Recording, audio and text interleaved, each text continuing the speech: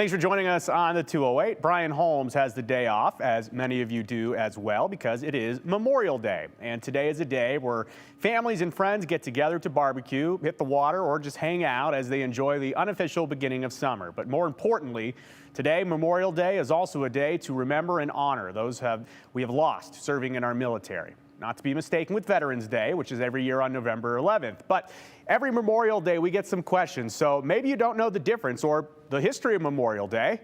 Well, here you go. Our country has two holidays to honor our nation's service members, each in very different ways.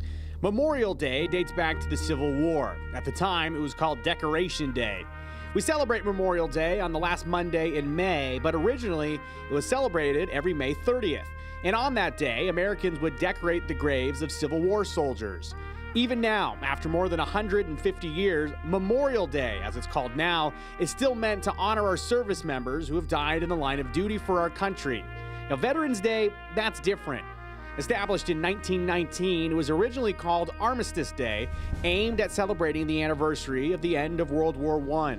A much different tone than Memorial Day, Veterans Day is a celebration and recognition of all veterans. So that answers that viewer question, and the first widely observed Memorial Day was actually on May 30th, 1868, and it was to commemorate Civil War services through a proclamation by General John A. Logan of the Grand Army of the Republic, which was an organization of former Union soldiers and sailors.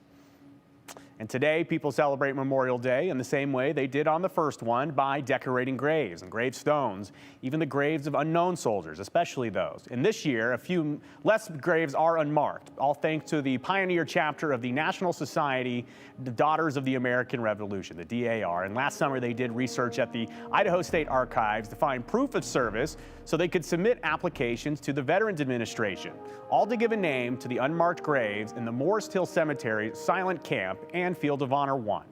And last month, they successfully set 17 new headstones.